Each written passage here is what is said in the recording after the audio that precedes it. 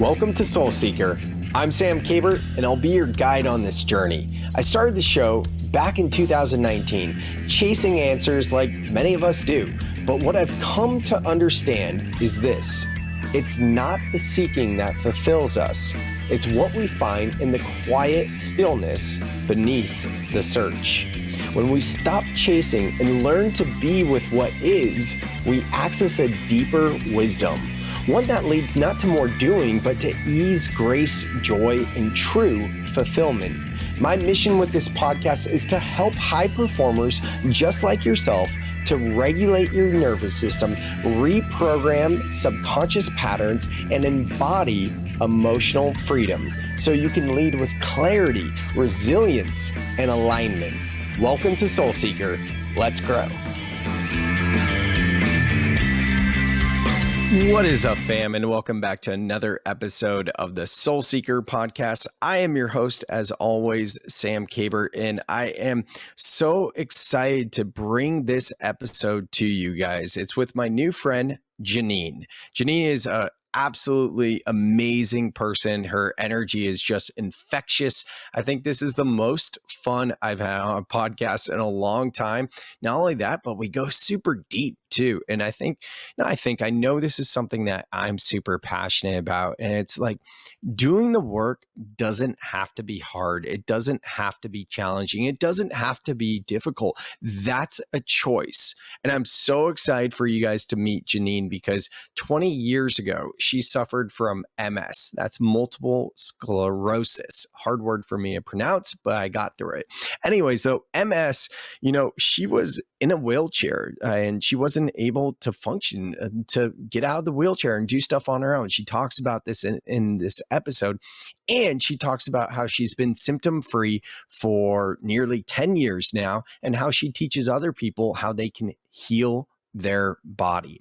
You might be thinking, well, I don't have MS. I'm not familiar with MS, or I don't know any in my life that has MS. If you have any of those thoughts at all, I want you to reframe that and understand that this is so much more about getting in touch with the signals from our body, our nervous system, and learning to connect with our intuition, because pretty much all of us are disconnected from our bodies if we don't intentionally do this work. So I'm like, you can probably hear my voice and my energy because I'm super stoked on it. This is just deeper than the stuff that I know about in terms of healing the body with MS. I think it's absolutely amazing. I'm a huge fan, as you probably are as well, of Dr. Joe Dispenza's work. And I've heard of people healing MS, and I think this is just incredible. And the main thing that I got from this is the work that I've been teaching, doing, and facilitating with my clients, and what I wrote about in my last book. It's the process that Jeanene's sharing. So it's more confirmation that this work works on such a deep level to actually heal something as profound and challenging as MS. So that's really cool. And I hope you guys enjoy this one. I know I did. I'm definitely going to have Jeanene back on the podcast for sure. If you're new to the Soul Seeker podcast and you want to get back to the show, best way you can do so is by just leaving a 5-star review. It just helps other people discover the show. And if you want to go deeper with me, join our Breath Club. Every single Wednesday, I lead live free guided breathwork sessions. So if that's interesting to you, just go to the show notes and you can join the Breath Club, and you'll breathe with all of us every Wednesday. And other than that, enjoy this episode with Jeanene.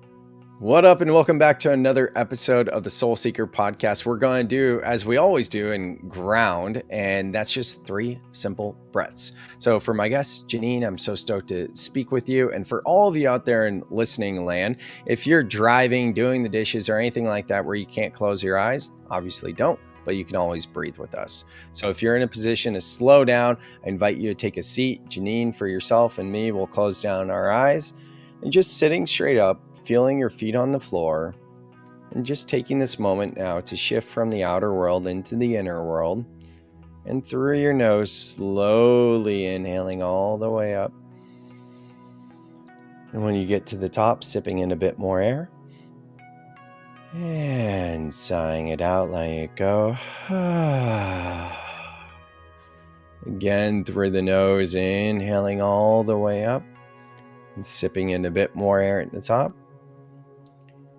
And sighing it out, let it go, let it go. And one last one. Slowly inhaling as you let your belly and your back body expand and bring that breath all the way up, sipping in a bit more air at the top, and then just holding the breath here. You can even gently roll the eyes upward. And sighing it out.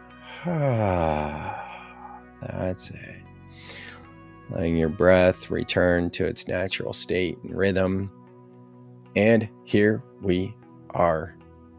Jeanene Badrow, welcome to the Soul Seeker podcast. Let's jump straight into this last name. You got 3 last names and you chose Badrow for this one. If you could not have a last name, you wouldn't. This is fascinating. Let's just start there. I love starting there because people are always asking me, what's your last name? I see 3 different ones and I don't know which one to go with. I'm coming into my own and I'm realizing that I don't want my current husband's name, and I never legally changed it. I don't want my ex-husband's name, which I did legally change it to back in the day. So my kids grew up with that name. And here I am going, all right, those kids are grown. I don't want to be this husband's last name. So let's go back to Badrow. But my maiden name, but I don't identify with that name either. And I'm wondering, like, what do people do? You know, you spend your entire life married and you have this last name that's not yours. I don't even know why we did that in the first place.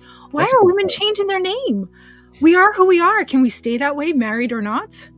Yeah, well, I think maybe that's the thing where, you know, mothers wouldn't have the last name of the kids. And so that's maybe why they changed the name initially. I'm not sure. Well, I have some family members who are in-laws who are straight off the boat from Italy.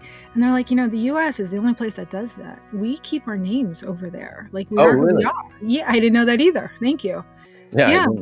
So in Italy, the women have children and the children take the father's last name and they keep their maiden name. A lot of people over there, and now some over here in the U.S. are starting to do the same. They give the child both the last name. So there's no middle name. There's just both last names. I didn't realize that, because I've seen the hyphenated, obviously. I've even seen like 3 hyphenated last names. So it's like, you know, if you, like, for example, if your kids had, what was the first name? Bono? Come on, keep up. There's Bono, there's Troutman, and now it's Badrow. Wait, no, this is fun. I love it. So if your kids, they are Bono, but if they were Bono hyphen Badrow, because that's yours, and then they have kids, and then they took on the spouse's name, then that's how there would be 3 hyphens. 3 hyphens. Yeah, that would be a lot of names. 2 hyphens, 3 names. 2 hyphens, 3 names. Yeah. But they would take my girlfriend had it right. She said, I'm going to hyphenate. I'm going to use my husband's name and I'm going to use my name, but my name's going to be last. So this way, no. She said, my name's going to be second. So this way they drop the last name and then use their spouses. So there's all these ideas, all this new way of doing it. And I think that's the point. Do something that feels right for you. Stop following society's rules. We don't have to follow these rules. Do what feels good to you. And I think that's what I'm coming into in this decade of my life. No, I'm me. I'm Jeanene. I might not identify with Badrow right now because I haven't used it since I'm 18, but that's who I am. So I just want to go back to my roots. Yeah, this is so fascinating to me because this show is obviously called Soul Seeker, and your business has the word soul in it. What, minding your soul, is it? Minding your soul. Yeah, and we're going to talk all about it, but like getting to like identity and all of these things. Like when I did ayahuasca the first time back in 2019, I remember having this purge of my name, Sammy. I had so much like self hatred around my name, Sammy. One day in high school, I think I was a junior, I changed my name from Sammy to Sam, and I never looked back. And I have some people from back then or family members that call me Sammy, and like now I still feel a charge, like, you know, kind of a trigger, but it's much lighter. But in that ayahuasca ceremony 6 years ago, like I really purged out like all that former identity that I was holding on to, and really the shame and the self-hatred and all that. For you, when you look back at like your last name being Badrow and you haven't had that name since you were 18, is it that you haven't had that name for so long, or are there pieces of your family that kind of bring up some triggers and you don't identify, or what exactly is it for you? I'm curious. Oh, that's a great question. We're going to dive into that. But before I do, I just want to say that my goal in life is to do ayahuasca. Mm. I can't wait to get to that point where I go somewhere and I can search my soul the way people come back from those experiences. I want to dive more into that later. Cool. But that's it. So in the last 10 years, I've been doing a lot of learning first about inner child work, what that meant, what that was. And everything that I learned in childhood, all of these experiences that I went through in childhood, I realized they were shaping me as an adult. Even though I didn't like the experiences, I didn't want them, I didn't agree with them, but they were shaping who I was as an adult. And the more I got into getting to know that little girl that's still inside of me, she's covered with like saggy skin and some wrinkles, but she's still in there. And the more I got to know her and remember her, the more I disassociated with the names of my husbands. There's so many, keep up. There's Troutman and there's Bono, and that's not me. And the more I got to know and like this little girl that still lives inside of me, and I celebrated her and just remembered what she was like and started being more like her, I think that's when it came to me. Wait a second. I'm Badrow. I am Jeanene Badrow. Yeah, there's a lot of hurt and pain there, but let's go explore that hurt and pain. Well, why is it still there? What am I holding on to? What am I not looking at? And I'm just remembering the pain. I think that's how it all started to evolve. That's fascinating. So how do you feel about it now? It's growing on me. And when you said going back and thinking about, when family members still call you Sammy, it triggers. Even you saying it right now, I feel like exposed, Yeah. So that is an opportunity. You should get excited about that, because when we go through our daily life, we're most of the time on autopilot. We never really get the opportunity to see what's driving our personality, what's in the subconscious. So now when I get triggered, like when somebody calls you Sammy and you're like, "Oh, I don't like that feeling," that's a great opportunity to go, wait a second, why does that bother me?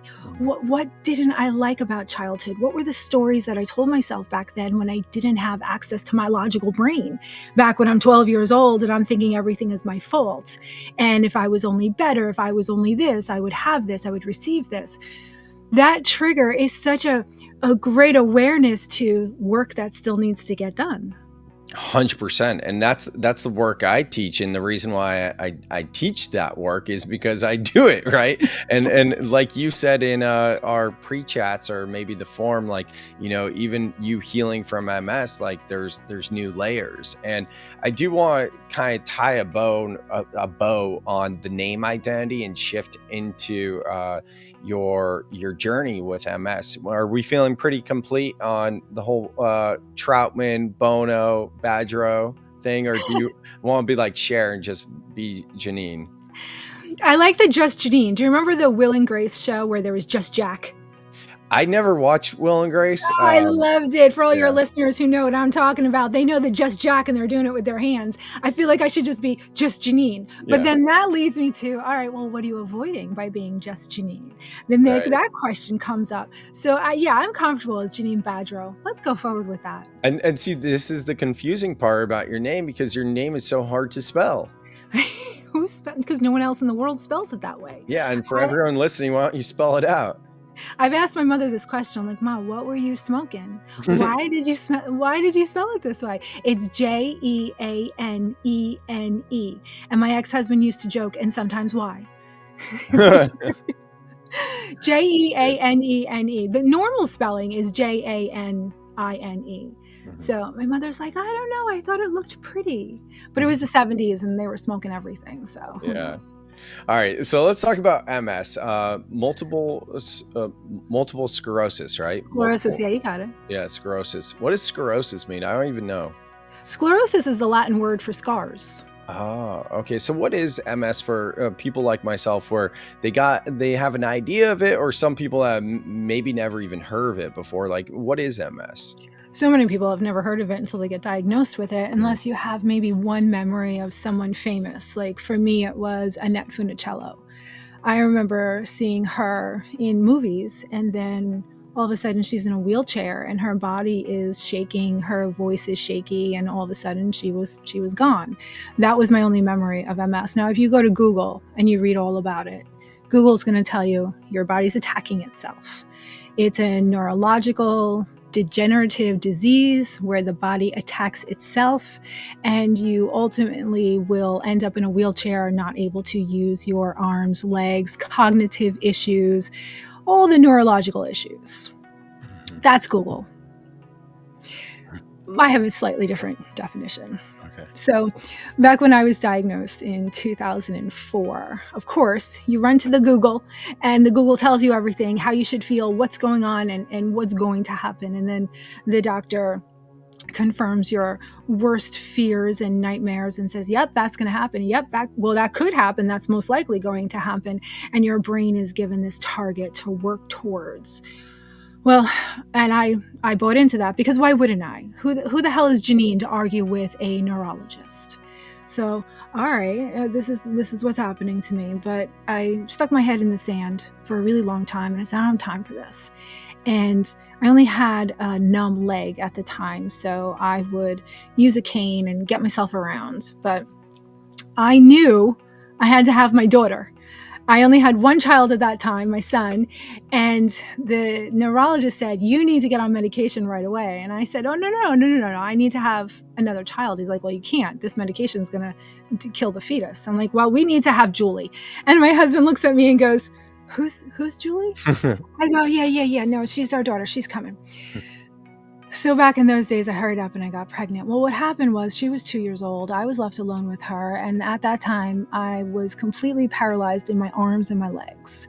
Could not move. I had to be carried Wait, everywhere. wait. This was after you gave birth? She was 2 years old, you said. Okay, got it. Yeah, she was 2 years old by this time. So I just got progressively, worse and worse until I had no arms, no legs, and I had to be carried How everywhere. was the pregnancy? Did it get worse during the pregnancy?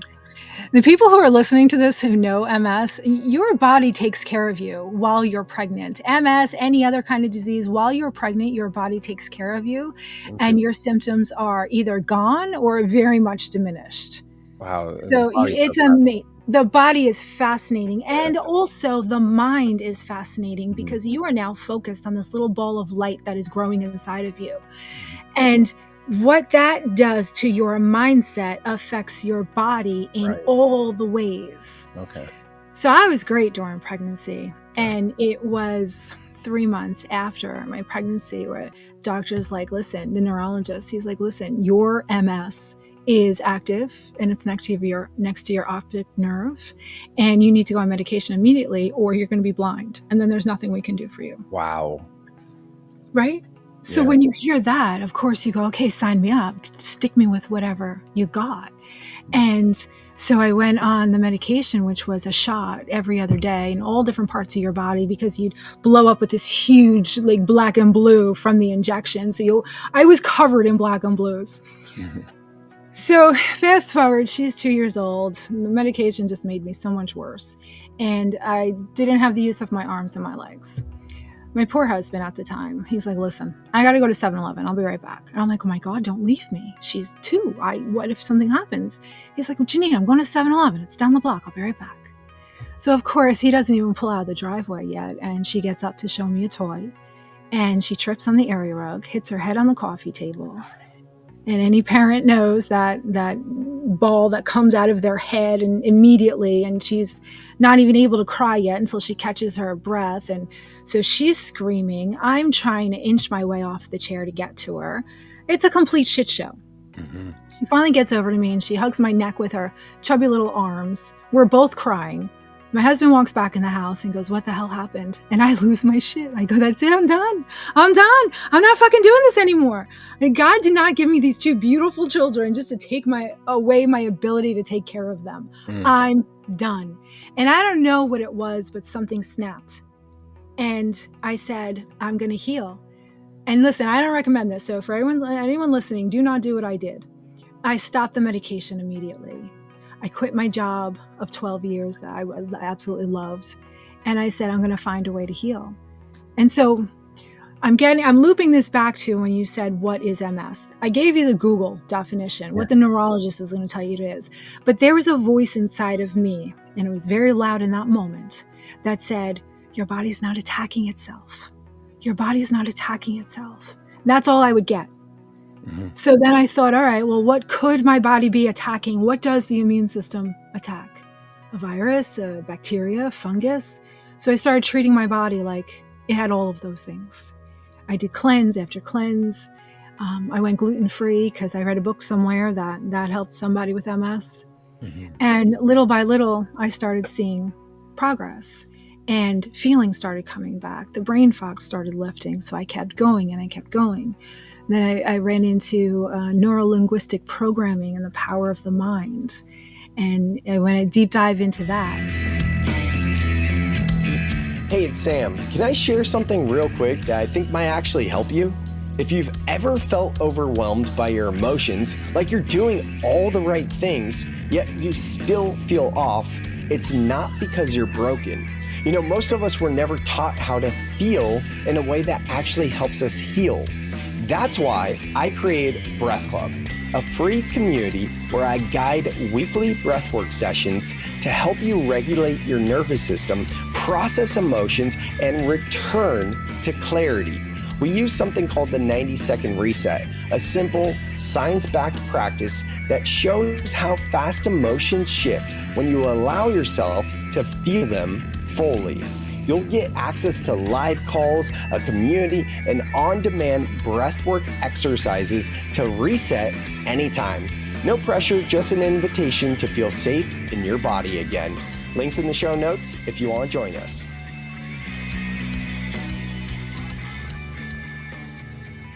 Fast forward now, so she fell 2008. 2015, the medical medium, Anthony William, released his first book titled The Medical Medium. Mm-hmm. And he said, MS is a virus. The virus is called Epstein-Barr. And I went, oh my God, he just named it. Now I have a target. Now I have a real target. So I would say I was healed about 70% by the time that book was released. Okay. And after reading the stuff in his book and putting together what I had already learned, I put together this entire protocol that took me to 100% symptom-free, 100%. And then from there, I just started reaching out to people going, I think I got something. I think this works. You want to try it? That's amazing. So from the time from when you were in a wheelchair to when you made the bold decision, that moment with the 7-Eleven incident, to being healed 70%, how long was that duration, would you say? 2004, diagnosed. 2006, my daughter. When my daughter was born, 2006. 2008, she fell. I started. Oh, I see. Okay. Getting healthy. I started doing things, and then by 2015, I'd say 70% healed. So 7 years. Yeah, about that, roughly 7 years. I struggled in and out. I call it peaks and valleys now. Right. I struggled with the very deep valleys where I wouldn't have my legs for 3 months at a time. I'd lose my right arm.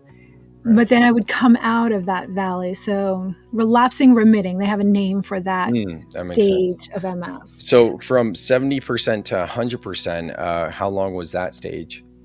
Less than a year. Less than a year. Once I knew it was the Epstein-Barr virus, it was less than a year. So timeline-wise, that was about 2016? Yeah. 2015, he released the book. By 2016, yeah. I was about 100%. 2018, I met my now husband.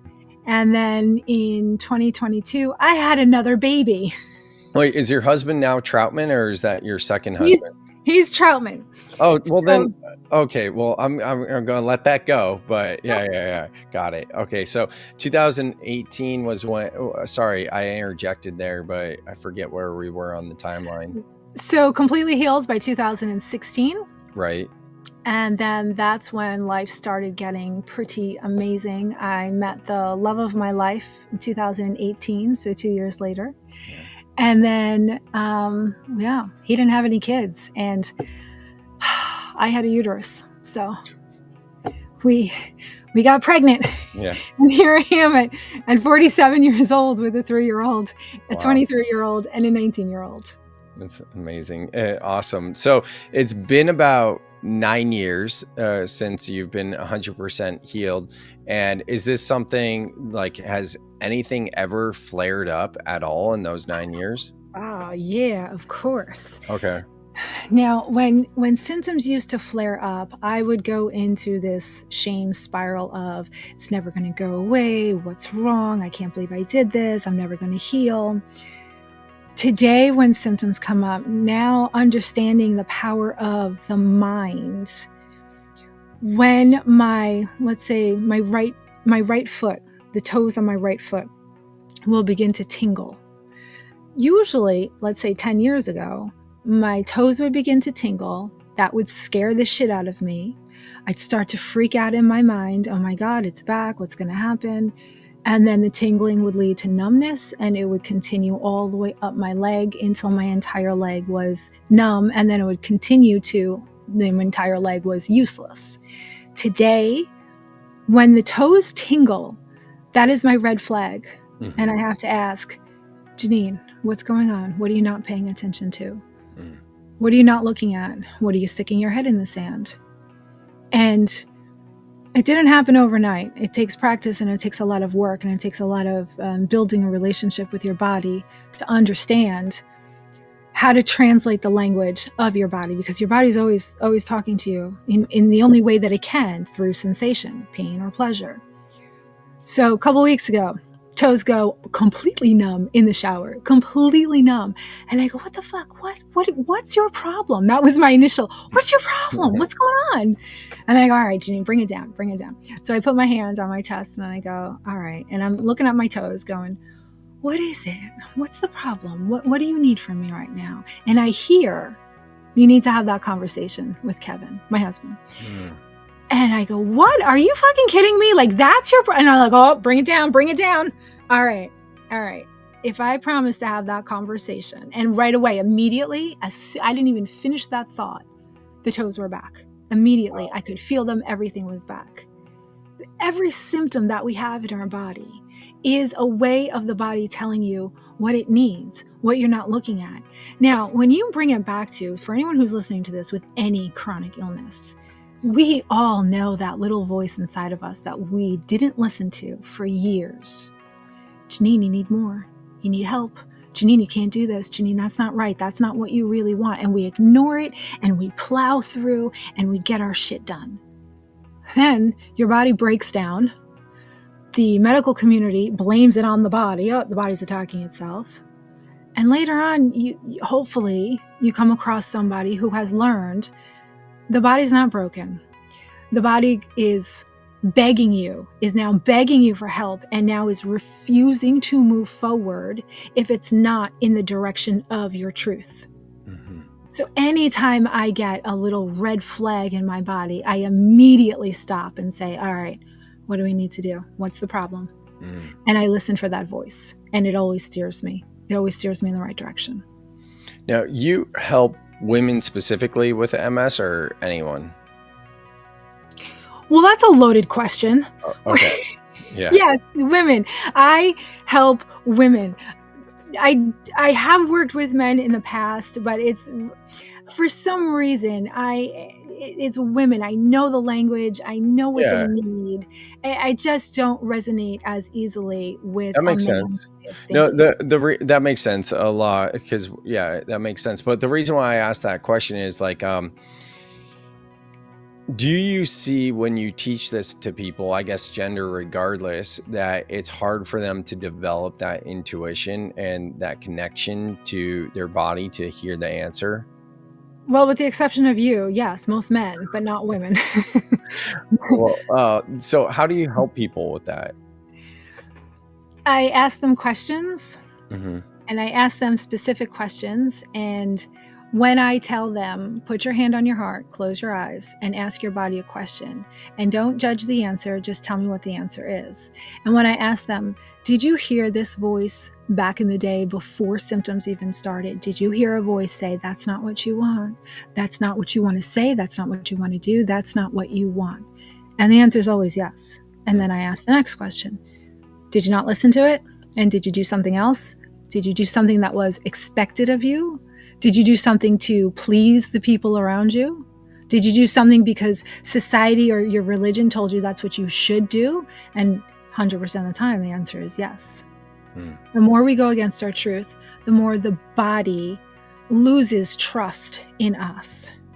And when the body loses complete trust, it shuts down. It's kind of like a toddler having a temper tantrum, going, I refuse to move. I will no longer move unless it is in the direction of what we want, not what we should be doing, but what we need to be doing, what's going to fuel our soul. Yeah, we all experience this in different degrees. And what's coming up for me is like, is there any research or any idea to why some people will get to the body fully shutting down on them, and other people are still like not listening, but the body's not responding in that kind of way? Do we know anything there? There's a lot of research on this, and I put it all together in an ebook. So we have the articles, and then we have the science behind it, and then we have our translation of it. It all comes down to the stories that we tell ourselves, because I've asked that question numerous times. Right? I don't believe my husband or a lot of the people in my life, a lot of the people I come across in my world, they're not living, I don't think that they're living with their truth. Oh yeah, And the yet majority aren't. Yeah, for sure. they don't even know what the hell I'm talking about when I say those Yeah. words. As you should see the look on my husband's face. He's like, what are you talking about? Yeah, totally. And nothing happens to their body. They don't break down. The difference between a body breaking down and a body not, you can have two people experiencing the same amount of stressors, the stressors in their life, whatever they may be, the same amount. One person is telling themselves a story about it. The other person is saying, it is what it is. It's going to get better. What's the big deal? Now, when you think of, all right, Jeanene, the positive thinking, is that what you're telling us? Was that what you're telling everybody? There is science behind the positive thinking. So the story that we tell ourselves about the stress is what takes us down. It's not the stress. It's not the tree falling on the house after the hurricane. It's the story that you tell yourself. That did happen with you. This is why I use these examples. I use my own real life examples. When the tree falls on the house and you're like, oh my God, I'm never going to get out from under this. How am I going to survive? I have 2 kids. Or if you say, no way, motherfucker, this is not taking me down. I will find a way to fix this. There is an energy to those 2 thoughts, literally a frequency. And what science has found is that the frequency in which a signal leaves the brain and heads for a part of the body will determine whether that signal takes a detour or if it takes the path of least resistance. Now, when there's a path of least resistance already deep in our brain, a deep groove, and there is a blockage, a scar, which everybody in the world has scars on their brain, just not everybody gets MRIs. When that signal leaves with that low frequency, it's going to hit that scar and it's going to go, oh, I'm blocked. See, another blockage. I can't continue. I don't have the energy to keep going. When that same signal leaves the brain at a higher frequency of, I'll figure this shit out. This is not taking me down. I got this. That's a much higher frequency. So when it hits the scar, it goes, blockage. All right, what do we do now? Let's take the detour. And it will always take the detour. It's called neuroplasticity. It's just a feature that comes with the brain. The brain is always going to find a detour around the block. But the signal will not always take the detour if it's not leaving the brain at a certain frequency. That's where the story that we tell ourselves about the stress is what takes us down, not the stress itself. So in other words, that's super fascinating. And yeah, I love that. But to also think of it in like simple terms. If people just don't kind of care about it and they're just like, whatever, then it's not going to matter.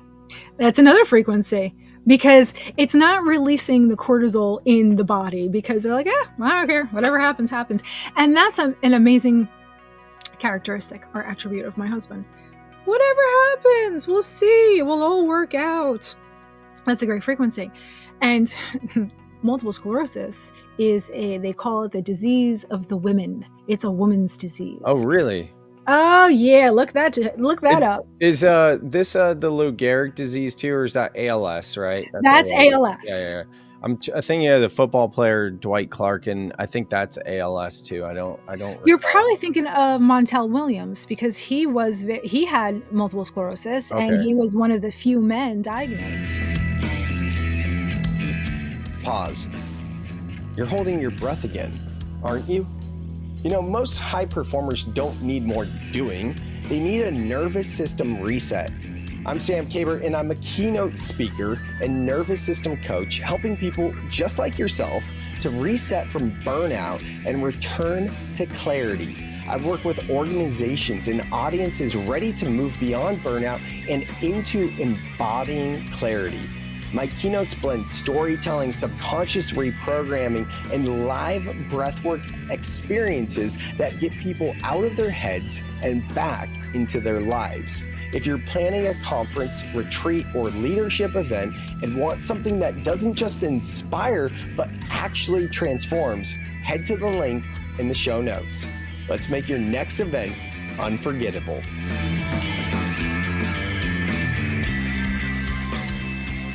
So why is it a women's disease? Yeah. Yeah, so think about it. Have you ever been in a relationship with a woman? Or yes, of course. So or is it because they're more in touch with their bodies? We are no, because we need to And get more in touch with our bodies. That is the problem. We tend to be the people pleasers. We tend to be the ones who have to wear the mask, raise the children, take care of ourselves, look pretty, hold a job, take care of the man, take care of the house. We do it all. And we're okay with that. We love doing it all, but we want to be acknowledged. We want to be validated. We want a teammates to do it with.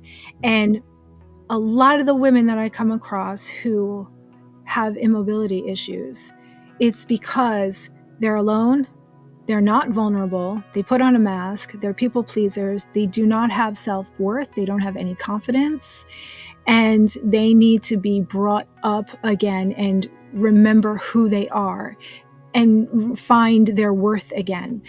I think that's why it's a disease of the woman, because of our emotional capacity, the way we have been wired to nurture everyone around us. It's just, we were in the cave, nurturing the children, taking care of the neighbor cave's children.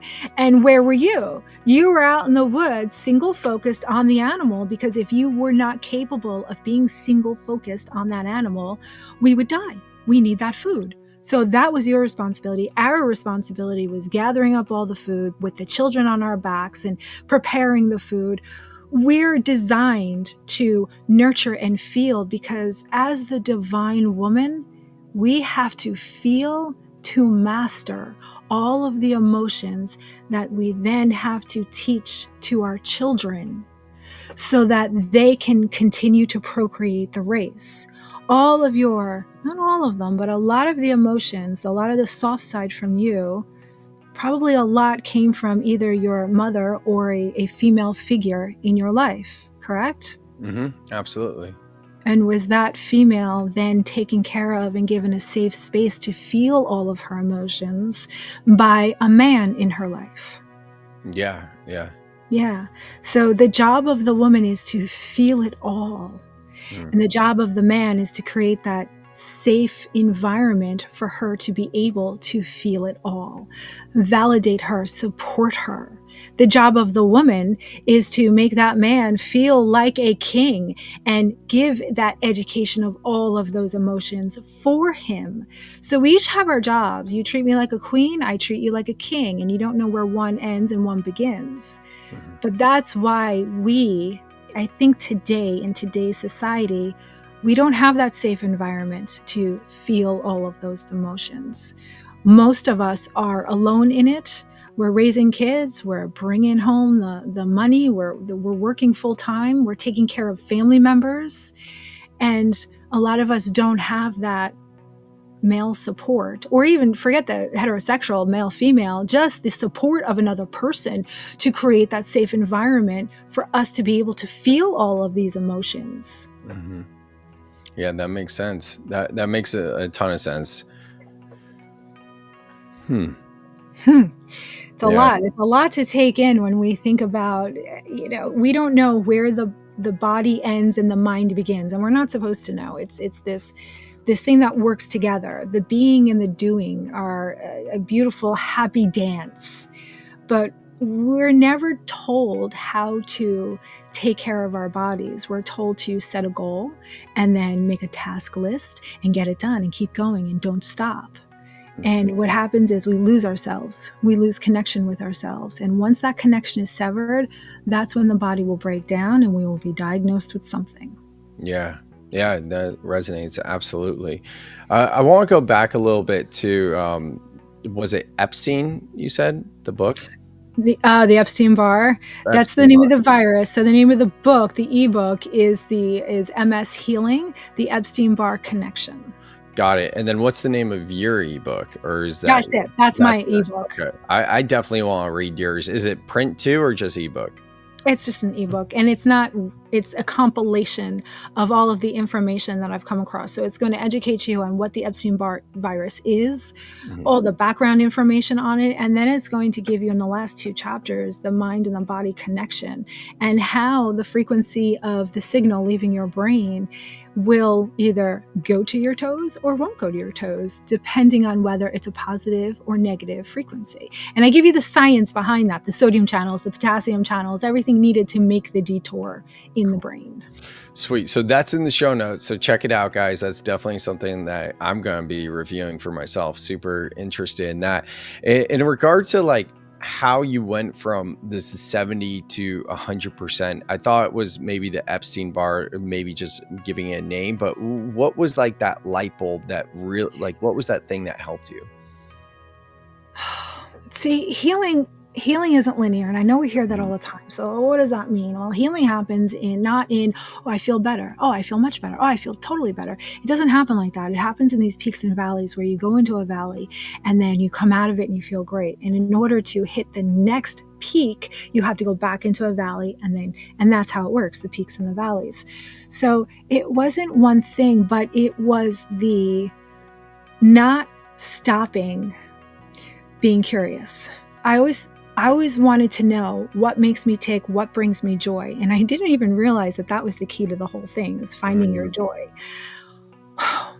What makes my body move on some days and not move on other days? What's the pattern? I've always been very good at figuring out patterns. Back in my corporate life, I was the predictor of the pork bellies. I could know and predict when the pork bellies were going to go up, when the corn markets and ethanol markets were going to go up. And that really came from my mind always looking for patterns. So I never gave up being curious as to what my body was going through or why it was going through it. I wanted to master everything. So I would say the first 10 years of my healing was cleaning out my body, getting that virus out and fueling everything. And what was left was the numbness, some of the numbness, and my legs didn't move quite as good as I wanted them to. And I didn't even realize, I just kept focusing on the protocol and removing the virus. But looking back, now that hindsight is so clear, looking back, I was so focused on the mind and how the mind worked and what joy did, feeling joy did to my signals. And little by little, I felt, Oh, when I don't listen to the shoulds and I do what I want to do, I feel amazing. When I am stuck in the, oh, I have to do this, I should do this, da da da da da, I feel like crap and my body doesn't move. And I think that's when I started running towards joy. Now, we all have jobs, and some of us have kids, and some of us have great husbands, some of us don't have great husbands. You can't expect to say, I'm going to live a life of joy every day, all day. But what I teach people is you could always inject some joy into everything that you're doing. You could always inject it. So that's the key to healing 100%. The protocol is probably 80% clean out the body, get the body functioning the way it was meant to function. And then that last 20% is work on the mind and the thoughts and injecting joy into your life every day to raise the frequency of your signals so that they have the ability to go from your brain to your toes uninterrupted. I love that. And you've seen the movie Inside Out, right?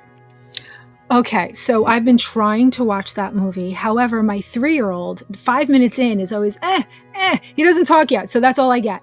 Yeah. He won't let me watch more than 5 minutes of it. We're working up to it. Yeah. I was going to say you give me that joy character energy. You have that energy of joy in Inside Out. So I could see that. So for people listening that either, they have MS, they know someone who has MS, what would be like the playbook to do? Is it feel notice the physical sensation, ask the question, and then inject joy into your life? Is that kind of the playbook? I think that's hard to start with that. Whatever you feel is the right thing to start with, go ahead. But what I tell people is like, listen, when you can't walk and you're dragging your ass along the walls just trying to get to the bathroom, it's very hard to inject any kind of joy. So clean out the body first. Kill the Epstein Barr virus. 95% of people in the world have it, so it's likely that you do. And how do they do that? So there's a protocol.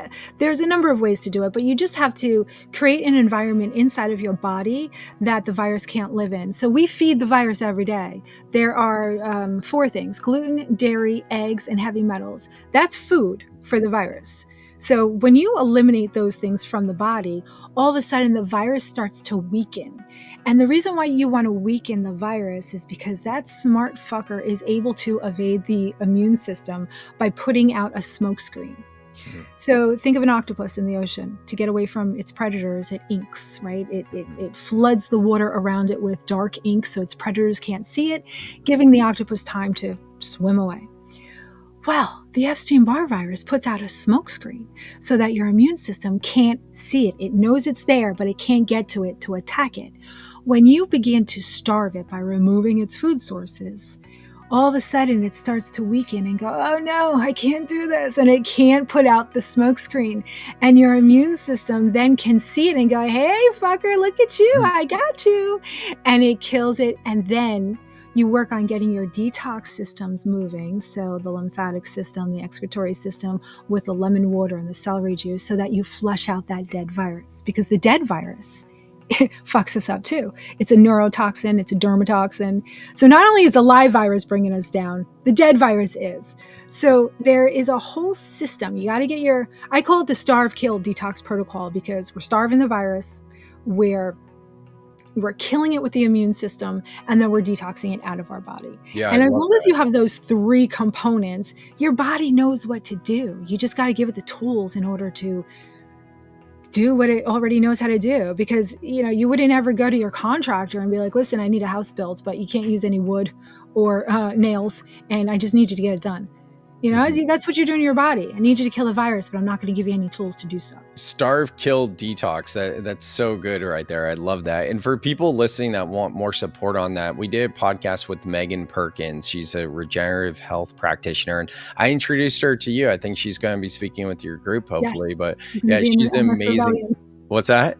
Yeah, she's going to be in the MS Rebellion. Thank you for that. Yeah, that's awesome. I did her 7-day rainbow cleanse through Zen Cleanse, and it gets out the mucoid plaque and some other stuff as well, like gallstones and things like that. Oh, yeah. All the shit that doesn't belong in there. Yeah, and I was just speaking with her again recently, being like, I want to do another. But anyways, okay, so this is like phase 1, like starve, kill, detox. Okay, cool. And then what's phase 2? The intuition, listening to the body? Yeah, and that naturally comes along. Once you give your body what it needs to start healing, that intuition naturally just gets louder and you're able to hear it and translate it. And the way that I work with people is I do it within communities, because I can give you all the information in the world, but you need to build your belief that the body can absolutely heal. And hearing it just from one person alone, no matter how true it is, you need to build the belief. So I work with communities of women, groups of women. I put together the MS Rebellion so that I have about 50 women in there building each other up, saying this worked, this didn't work. I injected joy this way. You should try this. And we have all these guest speakers every month coming in there, just bringing us more joy as we work through the Starve, Kill, Detox protocol. So I call it hot guy energy. When you're healing your body, you got to bring your hot guy energy. You would never go up to a hot guy in the coffee shop and be like, hey, you're hot. You want to go out? I'm free Saturday night. What do you think? You want my phone number? No, the guy's going to run in the opposite direction. What you're going to do is you're going to go sit over in the corner with your girlfriend and you're going to have a grand old time laughing your ass off. He's going to notice you, and what's going to happen? He's going to come over to you and be like, hey, what's your name? That's exactly how the universe works.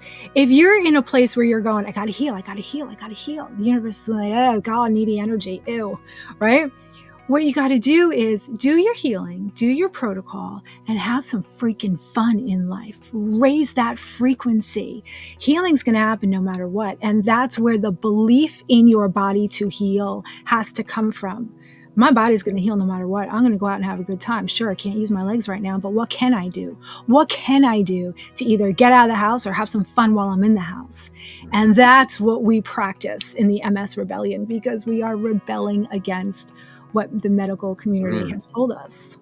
That is awesome. I love all of that. It's so cool. I have another question. Like I went paddleboarding recently with my dad, and he mentioned the next day how his fingers were numb. And sometimes that happens, like his fingers get numb, and maybe it's arthritis. I'm not sure. But can we apply everything that you just taught us to pretty much any physical sensation in our body, right? That's the beauty of this. I talk about multiple sclerosis because that's where I came from. That was my journey. But the Starve, Kill, Detox and the concept of joy and rerouting your signals is just human design.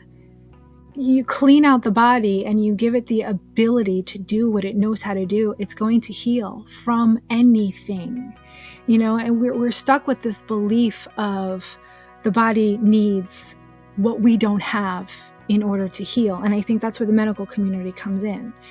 If you're alive, your body is always healing, always. So this protocol is going to heal the body.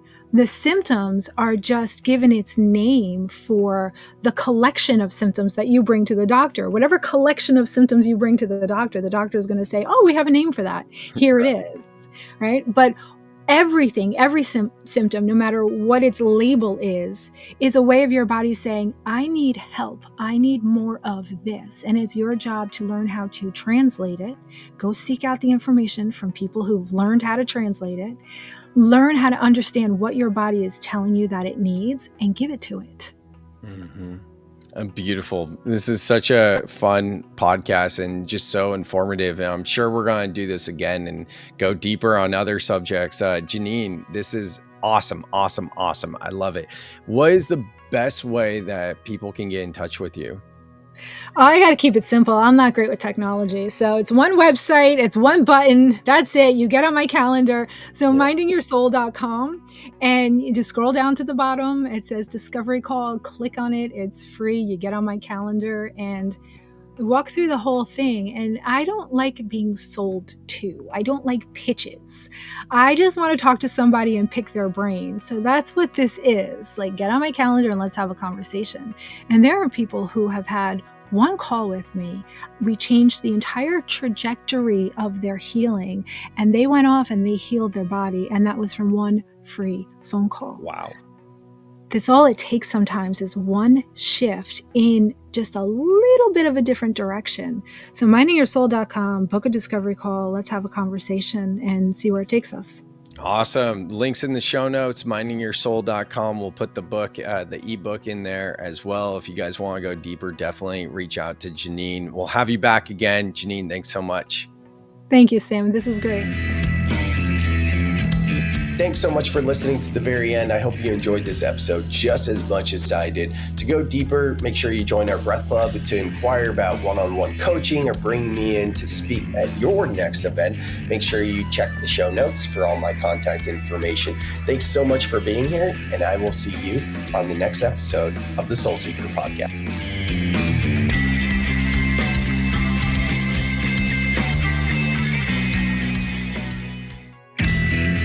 Thank you so much for listening to the very end. I hope you dug this podcast just as much as I enjoyed it. If you got anything at all, please, if you could just do me a favor and leave a 5-star review wherever you listen to this podcast, it helps the show grow.